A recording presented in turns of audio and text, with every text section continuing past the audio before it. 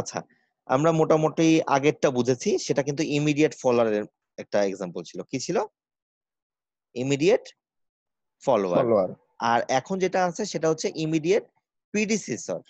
Predecessor মানে আসলে পুরো নামের অর্থটা দরকার নেই, আমরা প্রি মানে কি বুঝি বলো তো, একটু আগেরটা না পূর্বে স্যার।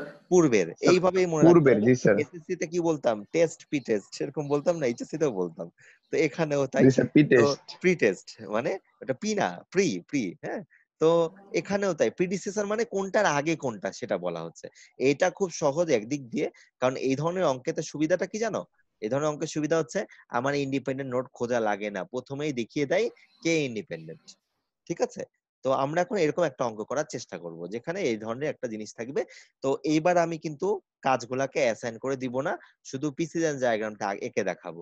বাকিটা তুমি আরবিটারি ভাবে কনসেপ্টটা ঠিক থাকলে ওইটা দেখে দেখে তোমরা করবা, এটা তোমার এই চ্যাপ্টারের অ্যাসাইনমেন্ট। ঠিক আছে? আমি প্রতিটা অঙ্কেরই প্রিসিশন ডায়াগ্রামটা এঁকে দেওয়ার চেষ্টা করব, বাট তোমরা অ্যাসাইন টাস্ক যেটা সেটা নিজেরা করবা। কারণ অ্যাসাইন টাস্কের অ্যান্সারটা কিন্তু সব সময় এক না হয়ে এলোমেলো কম বেশি হতে পারে, মানে আরবিটারি কিন্তু এটা, যে সবার উত্তর এক হবে এমনটা না, জাস্ট মেথডটা এক হতে পারে। চিন্তা করো, একই প্রোডাক্ট তিনজন তিনটে ইন্ডাস্ট্রিতে বানায়, সবার কি লেআউট বা সবার কি সেটআপ একরকম হতে পারে? একই হবে না না, স্যার। কম বেশি হবে। না স্যার। তো এই জন্য এটা আরবিটারি অনেক ক্ষেত্রে। লাইন ব্যালেন্সিং এর যে ব্যাপারটা, আমরা যে মেথডটা অন্তত শিখতেছি সেটা আরবিটারি। পরে যেটা শিখবো, আমাদের 4th ইয়ারে যে একটা কোর্স আছে কম্পিউটার ইন্ডিকেটেড ম্যানুফ্যাকচারিং, এটা কম্পিউটার প্রোগ্রামিং দিয়ে করে ফেলা যায়। হ্যাঁ, ওই জায়গাতে আমরা তখন অনেকগুলো মেথড শিখবো। এখন জাস্ট একটা বেসিক জিনিসটা দেখলাম, যেটা আমরা হাতে করছি, 7-8টা আছে হাতে করছি। যখন টাস্ক 100টা হবে কি করব? প্রোগ্রামিং ছাড়া উপায় নেই। ঠিক আছে? তো যাই হোক, এই কাজগুলা মানে এখানে বুঝতেই পারছি। দেখো, টাস্ক টাইম যেটা দেওয়া ছিল, এখানে টাস্ক টাইম না দিয়ে কি দেওয়া আছে?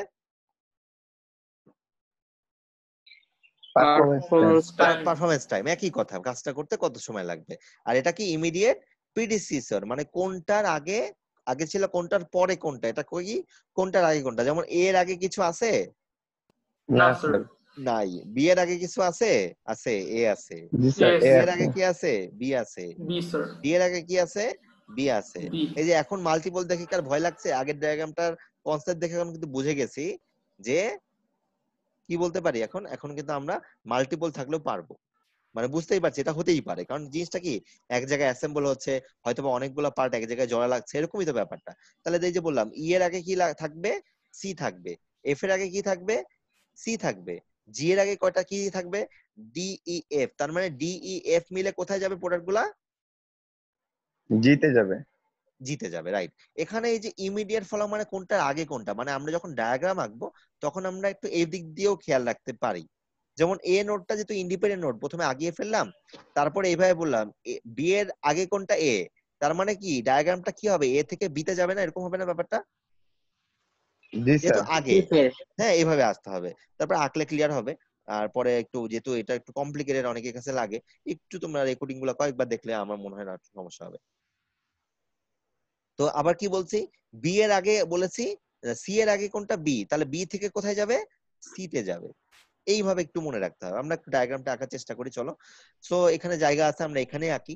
হ্যাঁ, প্রথমে আমার ইন্ডিপেন্ডেন্ট নোট, তাহলে এখানে খুব সহজে বোঝা যাচ্ছে সেটা কোন নোট, যেটার আগে কিছু না, ইমিডিয়েট এ এ স্যার। নোট স্যার, এ নোট। তাহলে এ হচ্ছে আমাদের ইন্ডিপেন্ডেন্ট নোট, আমরা এ এঁকে ফেললাম। এটা ছোট করতে হবে। এ আমরা, বেশি ছোট হয়ে গেছে। আচ্ছা, এ আমরা এঁকে ফেললাম। এখন টাস্ক টাইম গুলা তো তোমরা পরেও লিখতে পারবে, ওইটা আমার নিয়ে কনসার্ন না, আমি জাস্ট ডায়াগ্রামটা এঁকে দেখাই, বাকিটা তোমরা পারবা ইনশাল্লাহ। তো এরপরে কি বলছে, আমরা পরের যেটা আসি, বি টাস্কটা কোথা থেকে আসবে? বি এর আগে কোনটা আছে? এ আছে স্যার। তার মানে এ থেকে কোথায় যাবে? বিতে যাবে। বি তে যাবে। তার মানে আমরা যদি অ্যারো আঁকি, তার মানে ব্যাপারটা এরকম, এ থেকে কোথায় যাবে? বিতে বি তে যাবে।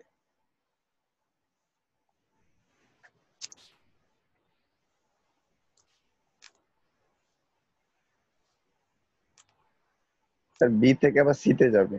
আবার বলতেছি, দেখো সি, সি এর আগে কোনটা আছে? বি। তাহলে বি থেকে কোথায় যাবে? সিতে সিতে স্যার। যাবে। সি তে যাবে। আচ্ছা, তার মানে আমরা আবার অ্যারো আঁকি।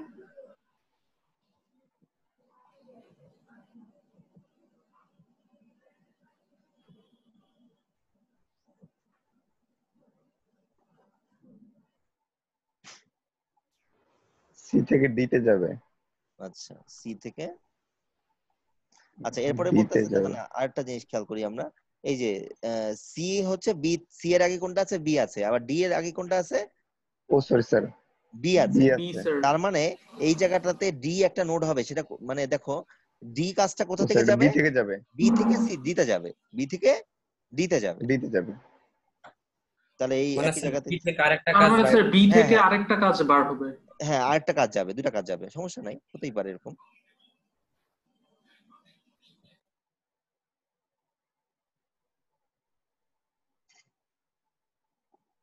এই কোনটা টাস্ক টাইম কত, কোনটা সেটা পরে লিখে নিলে হবে। আচ্ছা তারপরে ই তে আসি, ই এর আগে কোনটা আছে, সি, সি তার স্যার। মানে সি থেকে কোথায় যাবে, ই তে যাবে, ই তে ই। যাবে, ই তে যাবে, সি থেকে ই তে যাবে। ই তে যাবে। না একটু এখানে মনে হচ্ছে অনেকগুলা লাগবে।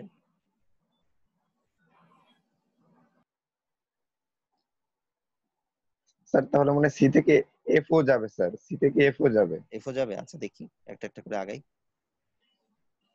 এই আচ্ছা দেন সি থেকে, এফ এ স্যার।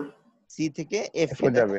সি থেকে এফ এ, তাই তো, তাহলে সি থেকে আরেকটা যাবে কোথায়, মানে ব্যাপারটা এরকম, সি এর ইমিডিয়েট প্রিডিসেসর কোনটা, সি, সরি এফ এর ইমিডিয়েট প্রিডিসেসর সি, তার মানে কি এফ এর আগে সি আছে, তার মানে কাজটা সি থেকে এফ এর দিকে যাবে, এরকম আর কি ব্যাপারটা। জি স্যার। জি স্যার। তার মানে এখানে একটা আসবে এফ। স্যার আমরা প্রিসিডেন্স ডায়াগ্রামটা স্যার আমাদের মতো করে স্যার একটু উপরে নিচে দিলে সমস্যা হয় স্যার? না সমস্যা নেই, এই যে স্যার সি থেকে দুইটা কন্ডিশনাল দিলাম, গুলো এটা একটা নিচে বুঝতেই একটা হবে, উপরে। এমন ভাবে আইকন আছে তা আমি বুঝি না, এরকম হলে বাদ, তাহলে কাটা। না স্যার মানে মোটামুটি সুন্দর করে রাখতে হবে, একটু কয়েকবার রাখলে এখানেও তোমার লার্নিং কার্ভ ডেভেলপ হবে, চিন্তার কিছু নাই। তারপর কি জি, জি জি জি স্যার। এর আগে কোনটা আছে দেখো তো, D sir E D E F, F. তার ডি মানে এফ থেকে জি যে শুরু হবে। নোটটা সেখান থেকে তিনটা জায়গা থেকে এক জায়গায় কি হবে, একত্রিত মিলিত হবে, হবে স্যার। মিলিত হবে, অ্যাসেম্বল স্যার হবে তিনটা স্যার। থেকে এক অ্যাসেম্বল জায়গায় হবে। এই মিল তো হবে স্যার। বুঝে গেছি, অ্যাসেম্বল টার্মটা তোমরা ইউজ করেছো, শুনে ভালো লাগলো। তার মানে হচ্ছে জি, এটা হচ্ছে আমাদের জি নোটটা, এটা তিনটা জায়গা থেকে আসতেছে, একটা আসতেছে ডিইএফ ডিই এফ। তিনটা এক জায়গায় অ্যাসেম্বল হবে, তিনটা কাজ একসাথে। তারপরে দেখো কি বলছে, এইচ, এইচ এর আগে কোনটা আছে, জি, তার মানে জি থেকে আবার কোথায় যাবে, এইচ এ যাবে।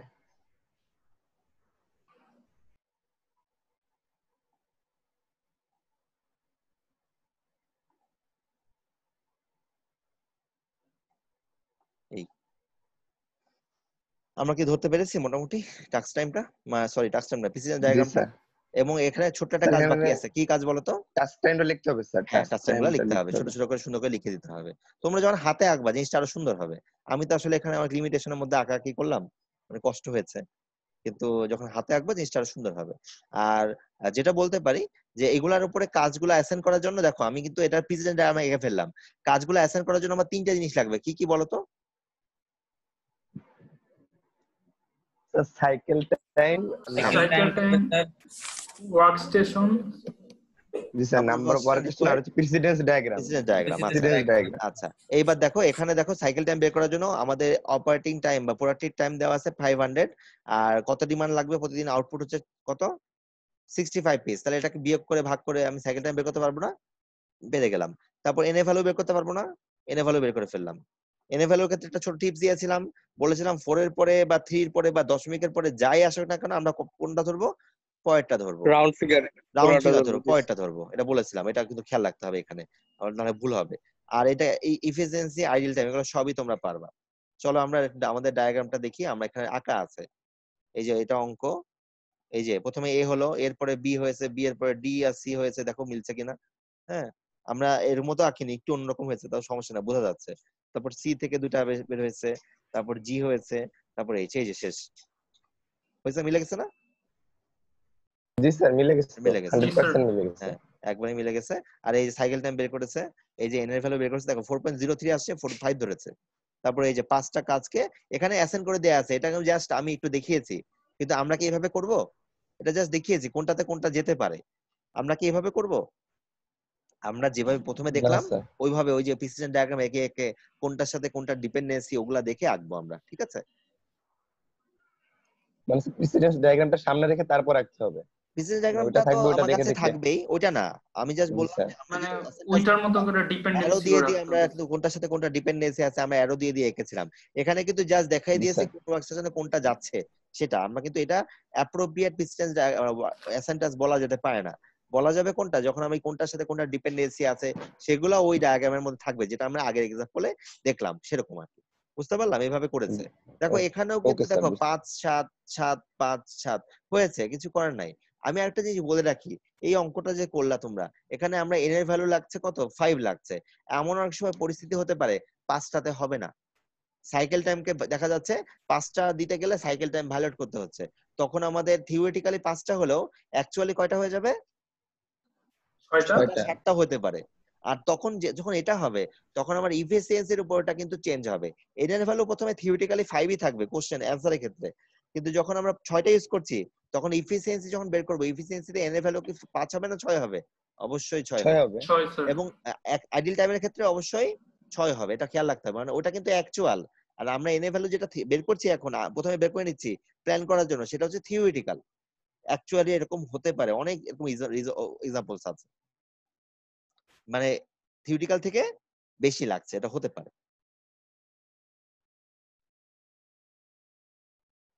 সাইফ কিছু বলতে চাও? এই যে ইয়েস এখানে স্যার, আমি আসলে আসছে একটা 80%। জিনিস বুঝতে হ্যাঁ, পারিনি আমি। বলো বলো বলো। ওয়ার্ক স্টেশনে কোন ওয়ার্ক স্টেশনে কোনটা হবে এটা কিভাবে নির্ধারণ করা হয়? এটা আমি তো বললাম ডিপেন্ডেন্সি অনুযায়ী প্রথম ওয়ার্কস্টেশন দ্বিতীয় ওয়ার্কস্টেশনে আমি কাজগুলোকে সাজিয়ে ফেলবো, এবং এখানে দেখবো যে কোন কাজের সাথে কোন কাজে ডিপেন্ডেন্সি আছে কিনা। যদি ডিপেন্ডেন্সি থাকে তাহলে অবশ্যই অবশ্যই সেই কাজটা করতে পারবো, যদি আমি আগের কাজটা হয়ে থাকে। যেমন এ কাজটা, এখানে এ কাজটা অ্যাসাইন করতে আমার কোনো ঝামেলা নাই, কিন্তু বি কাজটা অ্যাসাইন করতে গেলে আমার এ হওয়া লাগবে, এরকম আর কি। এই জন্য এটা আরবিটারি মতো ব্যাপার।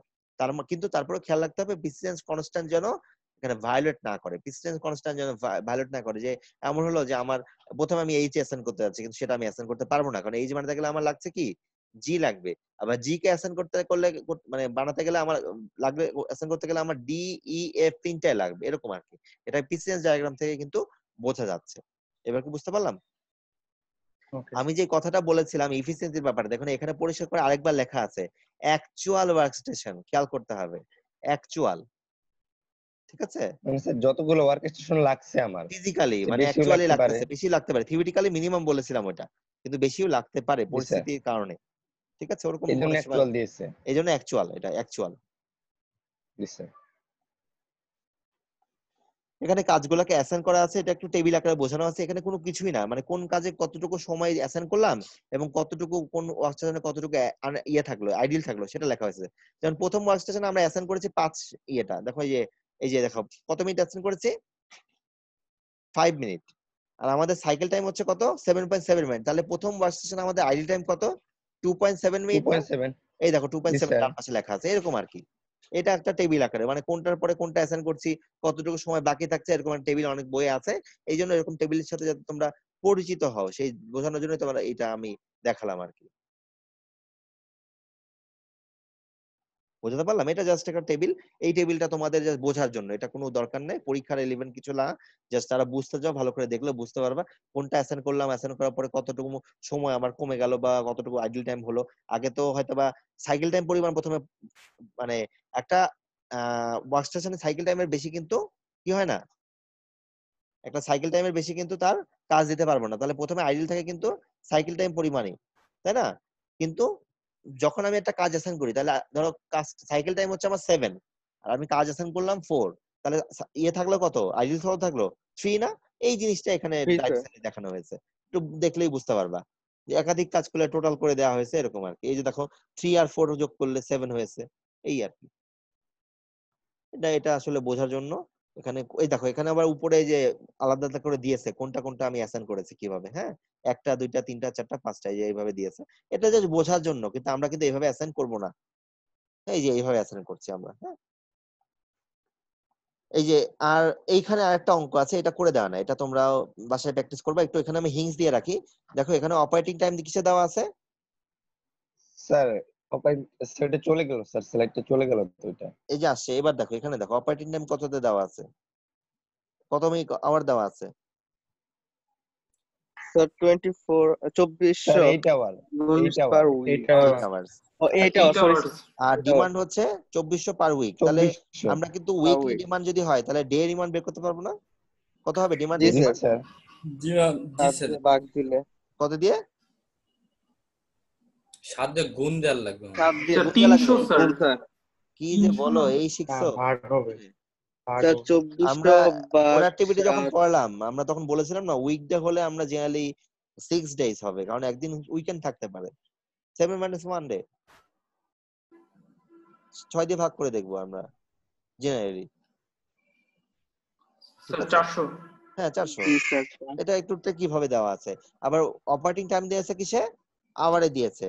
আর পরের স্লাইডে যাই, চলো দেখি ওখানে কি দিয়েছে। এখানে দিয়েছে সেকেন্ডে। এখন তুমি দুটা কাজই করতে পারো, এই সবগুলোকে আওয়ারে কনভার্ট করতে পারো, অথবা ওখানে একটাকে সেকেন্ডে কনভার্ট করতে পারো, তোমার ব্যাপার, যেটা করবা। এখন ঘন্টা থেকে সেকেন্ডে কনভার্ট করাটা আমি শেখাবো না, শিখে নিবা ওটা। আর না অনেকেই পারো হয়তো, বা যারা পারো না তাদের জন্য এটা, ঠিক আছে? ঘন্টা থেকে স্যার সেকেন্ডে কনভার্ট পরের করতে কে স্লাইডটা কে একটু পাই না? দেখি স্যার। হ্যাঁ পরের সেটা স্যার দেখাচ্ছি। পরের স্লাইড। ঘন্টা থেকে সেকেন্ডে কনভার্ট করতে কে কে পাই না এটা বলো তো? সবাই পারি? জি স্যার, এটা তো সবাই পারার কথা। হ্যাঁ এটা সবারই পারার কথা, ওই জন্যই ফান করে বললাম আর কি। স্যার।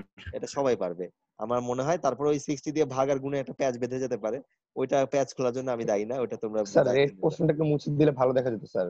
এটা রেড কিছু না, কোন পোর্শনটা কাজের জন্য কোনটা ডিপেন্ডেন্সি আছে বা টাচ টাইম আছে, আমি মুছে দিচ্ছি। টাচ টাইমটা মাঝখানে বোঝা যাচ্ছে না স্যার রেডের জন্য। Thank you sir. এই তো এটা তোমরা নিজেরা একটু করবে, এটা ইমিডিয়েট প্রিডিসেসর দেওয়া ডায়াগ্রাম গুলো আঁকলেই আমার মনে হয় ক্লিয়ার একটা কনসেপ্ট চলে আসবে, এই আর কি। তো আরো একটা এক্সাম্পল আছে দেখাই, এটাকেও আমরা অ্যাসাইন করে দেখাচ্ছি। এইটা এই এখানে একটা সেটা তো কাজ আছে, করাই আছে নাকি স্যার? এটা করা আছে, এগুলো সবই করা আছে।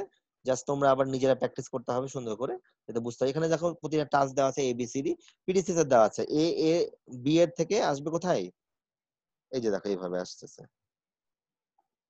এই যে দেখো আমরা কি করলাম প্রথমে, এখানে যদি বলি প্রথমে ইন্ডিপেন্ডেন্ট নোড হচ্ছে কি, তাহলে এখানে এ না, তারপর কি বলছে বি জি টাস্কটা স্যার। আগে হচ্ছে এ, তার মানে এ থেকে বিতে যাবে।